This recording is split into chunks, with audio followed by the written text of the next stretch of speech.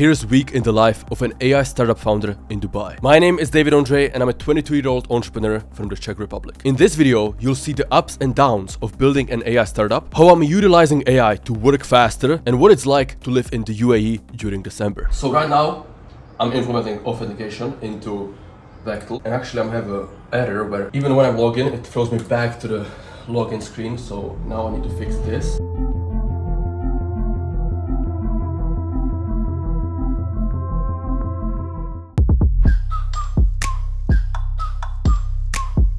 So what does your day look like?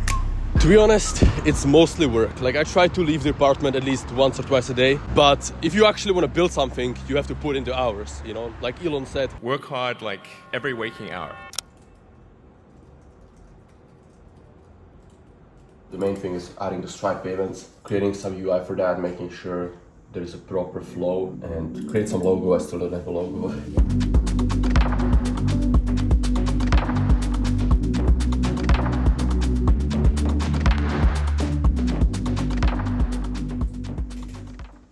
Yeah, so I'm still fixing the error. I've written down some intuitions here. Just overcomplicated setup, was building too fast. And this is, I guess, one of the biggest lessons is that to move quickly, sometimes it is better to go slowly. Like, do it properly, really understand what's happening instead of letting AI do everything.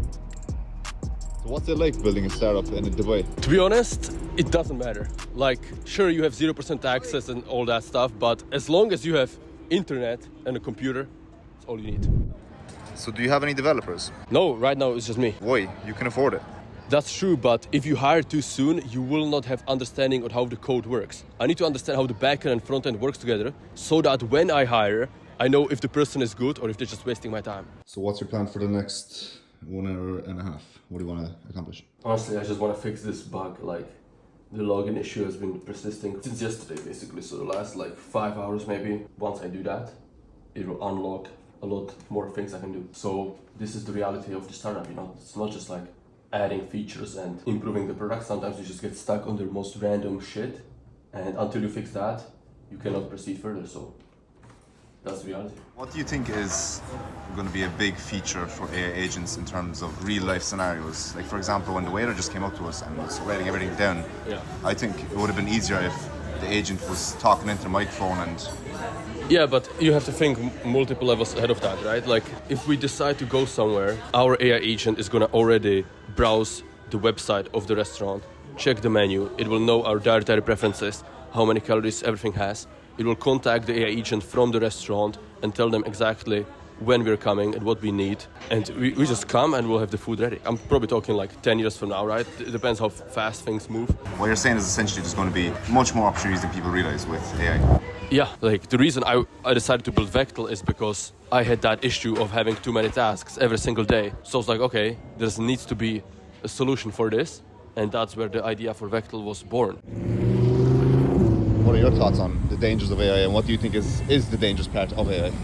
I think the best take on this comes from Mark Andreessen, that the biggest risk is basically a single company or single entity having access to AGI, right? Like, for example, if OpenAI cancels the AGI clause in their Microsoft deal, it would mean that Microsoft, assuming OpenAI gets there first, it would mean that Microsoft would have basically complete control over AGI, and a lot of people, myself included, would probably not want that future, right? I think that's by far the biggest risk.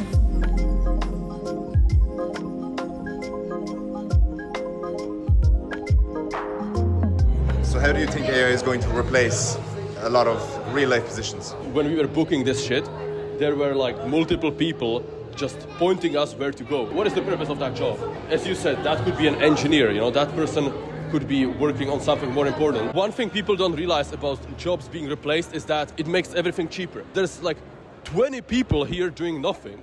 They're just standing around pointing you where to go.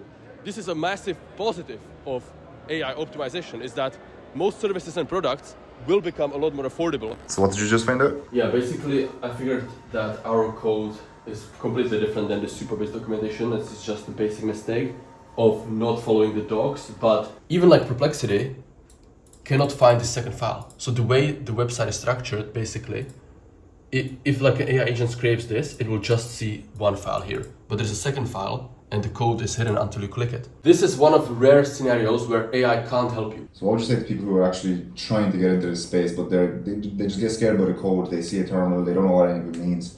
They start doing a bit of research, but then they just give up because it is just code and lines that they don't understand.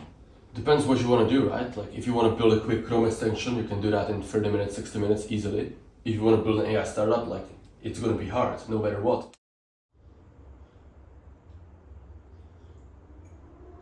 So what time do you normally wake up and go to bed? How do you prioritize sleep?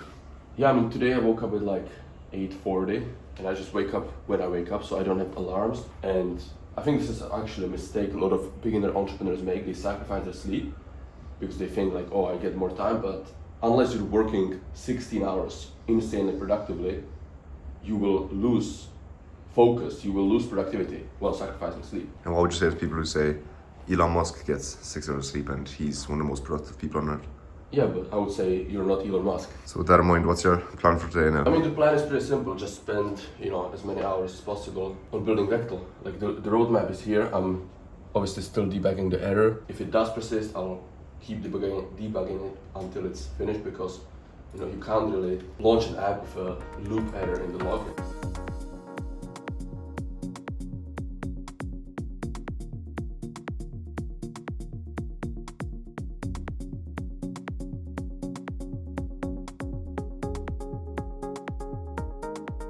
And so like the AI space it's growing faster and faster, like exponentially faster. I mean, Bolt was released 3-4 months ago, and then Windsurf was only released a month ago. How are you even keeping up to date with what AI tools to use? It's gotten to a point in the last month, I think, where it's actually not possible for a single individual to be up to date with everything.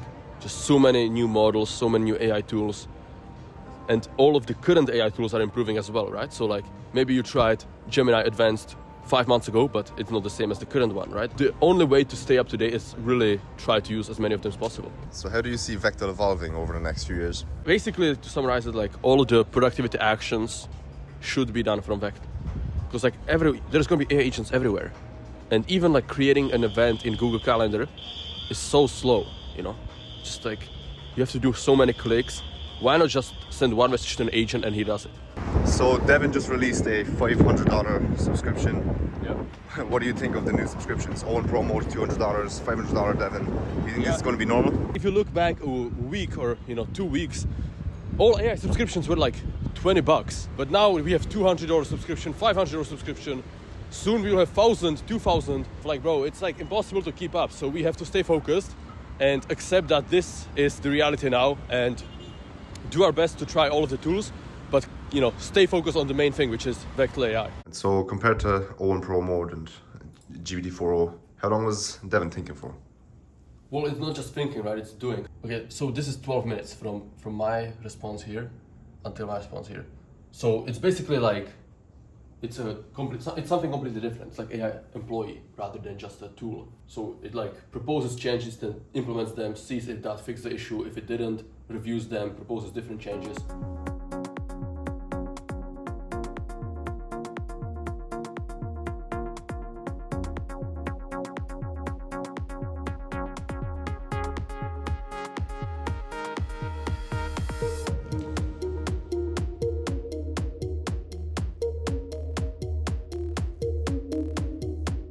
It's now Thursday morning. We were hoping to release this early this week, but I guess this is the behind the scenes boring shit that people just don't see, right? Exactly. Like, you can never predict how long you get stuck on some errors, right? What you think would take you like multiple days, you can do in a few hours. Sometimes you get stuck on something that you expected to be done in like 2 hours. You get stuck for those 2 or 3 days. It's really unpredictable, especially if it's your first startup you're building, but I guess, that's the game.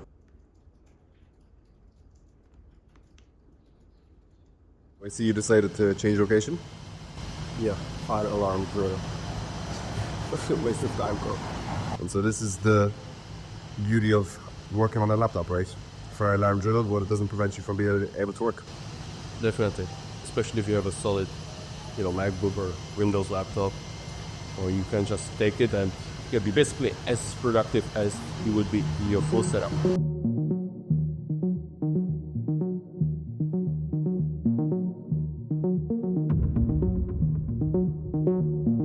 I get these messages, and it's basically Pydantic validating that these are not allowed. But right now it's expecting to have all of them. So yeah, very dumb error, but I need to fix it.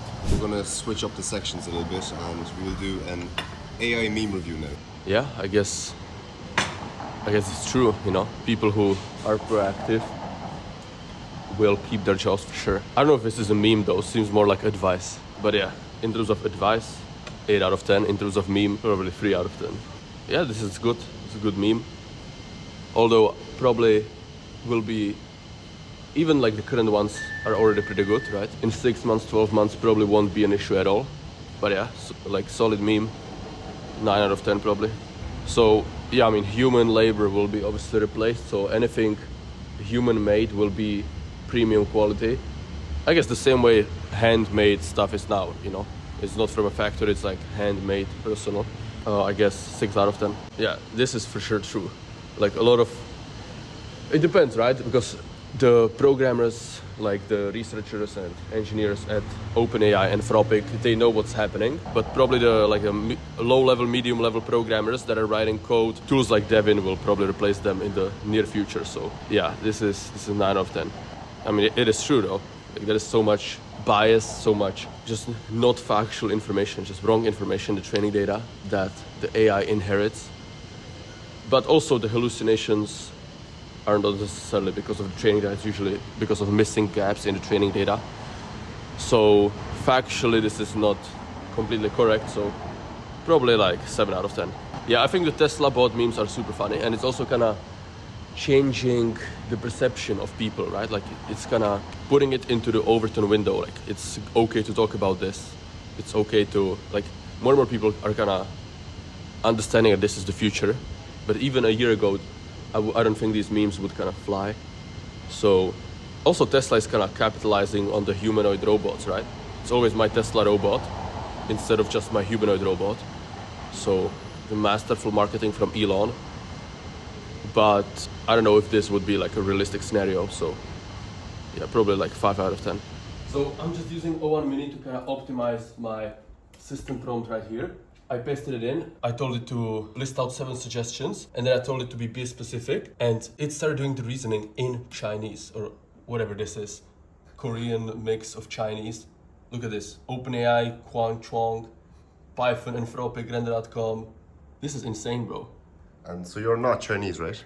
No, and there is nothing in this that indicates Chinese, Korean, Japanese, no Asian characters, but it just started doing the reasoning in these Asian characters. I don't know what language this is. Today's looking like a pretty productive day, I think. So basically, I mean, you can say that the app has been launched. I mean, right now I unlaunched it because I'm adding the payments, but we already had like multiple people quickly create an account, like 7-8 people, you know, just checked the domain and created an account. Right now, the progress is happening good, happening fast after like a few days of slow progress. So you already got about 7 users before doing any hard call to actions on your channel or anything. This was all just from just people from checking videos. the domain, like going to vectal.ai, just checking, you know, whether it's up or not.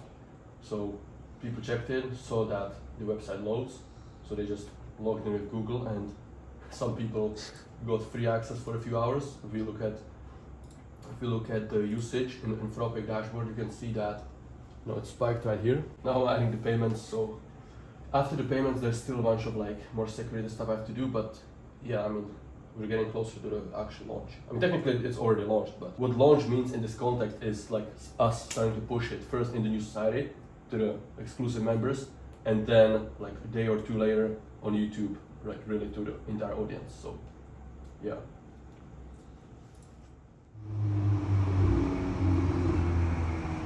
So these models, they're meant for the general public, they're meant for pretty much anyone can use AI, right? Who is Vectal made for? Vectal, the target audience is really like productive individuals, right? So whether that is entrepreneurs, content creators, managers, freelancers, anybody who uses tasks, anybody who needs to be productive and keep an account of what to do, and needs to maximize their time of their productivity. And you have integrated AI agents that help you execute faster. So that's why the tagline is the future of productivity. And so this week was kind of a grind to get the app launched. Do you think it's going to kind of consistently stay this way now, or do you think it's going to calm down a bit? Yeah, I think it's going to be like this until I get the first developer, probably, because at any time, the server could go down, and if I'm the only developer, then it doesn't matter what I'm doing. I just need to fix it. Otherwise, people either cannot access the app or cannot purchase the app, right? But also, I shouldn't rush hiring the developer. I should get somebody who fits the culture, fits the vision, and has drive, not just trying to fill the position with someone who is good at web development work.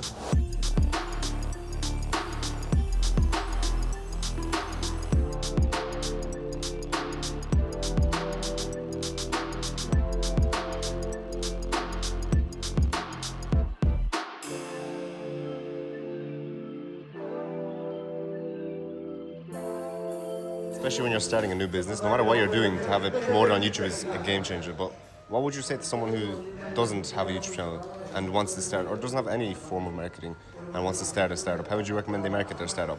I would definitely recommend them to worry about the marketing before they worry about the idea and anything else. I had a clear plan of how I would promote Vectal even before I chose the idea for the startup. A lot of people just, this is one of the biggest mistakes that startup founders make. They like to code, they like to build, they don't like to do the marketing and promotion. But without that, you will never see the first initial wave that is required to start growing organically in word of mouth, if you don't have any mouths, you cannot do word of mouth. So what would you say, like someone is like, okay, I want to do marketing, but I just don't know what to do. I have no ideas. I don't know what to record. Just start uploading updates on YouTube, on Twitter, showing demos of your tool, how it's progressing. Start making content related to that. You have to know what your target audience is, right? I have a really good idea of what the target audience for Vectal is. So you have to make content that will attract those people. You have to create either a personal brand or a brand for the startup. So you have to just start uploading something, man. It's just as important as building the product, promoting it. So you think building a personal brand around yourself is more important than a brand around the product? Depends, but if you have a personal brand, then you can have many products, right?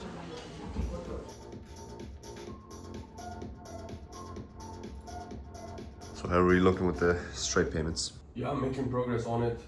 Understanding more the different parts required, UI, changing the auth flow, setting up correctly inside of Stripe. Now I'm figuring out the UI, right? Somebody pays, if somebody logs in, then they pay and then they enter the app. So I need to insert this middle component, simple checkout page for Stripe, and just make sure that's connected to the API. So I think what you're doing now is a good example of going slower in order to move faster, right? Yeah, definitely. Right now, so far, I've been basically trying to do everything with the AI. But now I think it's time to also combine some YouTube videos from actual humans, because payments, just like authentication, are not easy, right? There's a lot of moving parts, a lot of stuff that can go wrong. And especially if you do it for the first time, right now I have multiple errors or things that need to be changed. So the page layout is not centered. You can bypass it by just going to localhost and not pay at all. So, obviously, some of them are not crucial, some of them are more nice to have, but overall it's just, it doesn't work. I can show you the flow. See, this is the line to the left, but clicking on this, boom, 404 error. And even if I just remove this from the URL, I can just access the main app without paying. So yeah, a lot of problems that need to be fixed, and I don't know, we'll see. Hopefully, once I watch a few videos, I'll have a better understanding and I can move faster.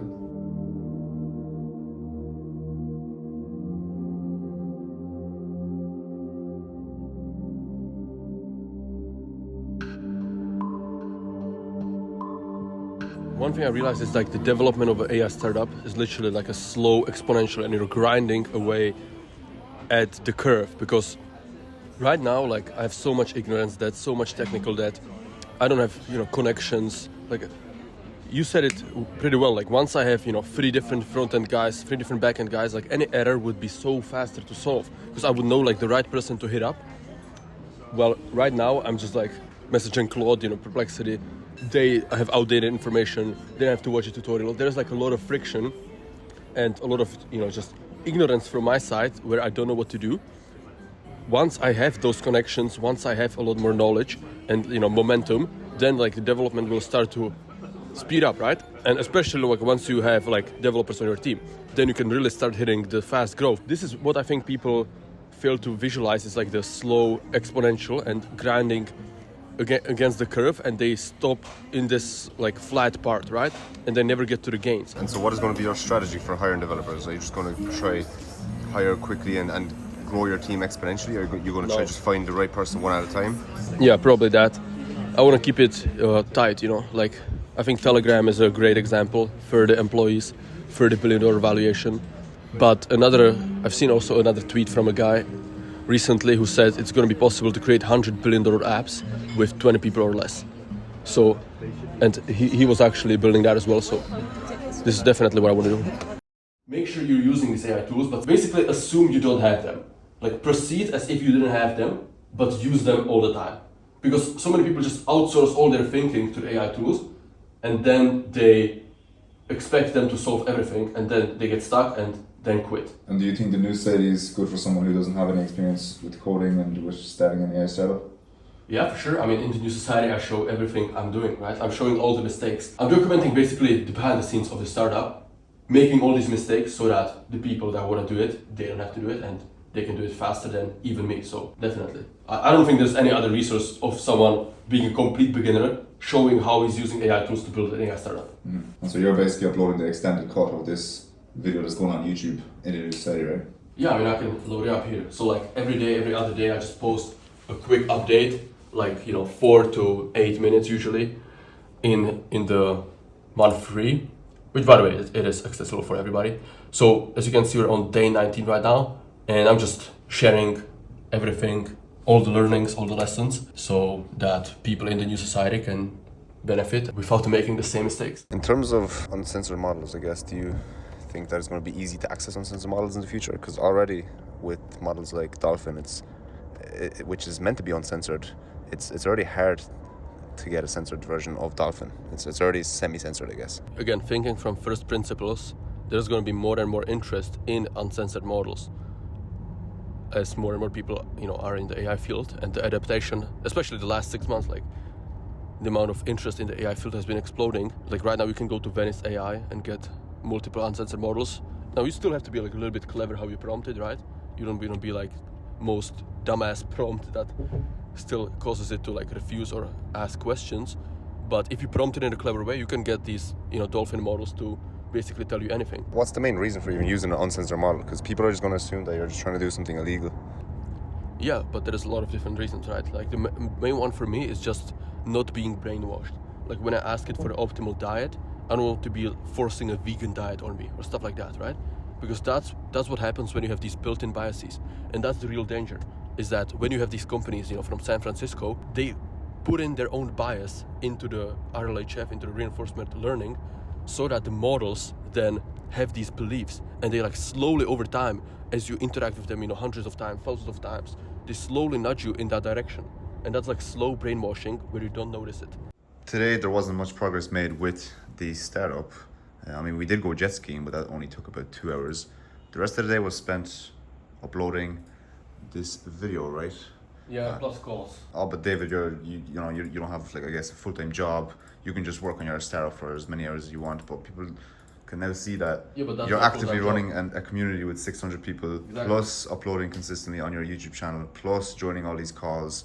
There's a lot going on behind the scenes. You're not just running. Yeah, I mean, the YouTube channel is essentially a full-time job, plus the community is a full-time job, right? Like now I have a team that helps me out, but like, you get there slowly. So if I didn't have that team, yeah, maybe I wouldn't have as much time, but like anybody can still find 1 hour, 2 hours a day. I mean, I don't believe there's people who like really can't find that if you really want to. So after 62 days, I literally started almost exactly 2 months ago, Vectal is finally launched to the public. The payments are done. We did a bunch of testing with people on my team, and actually right now I got the first paying customer right here. I'm probably gonna have to blur some of his details, but shout out to Wes. You're the first paying customer for vectal.ai. It's been pretty exciting 2 months, but the journey has only begun. So can't wait to see what you guys think about Vectal.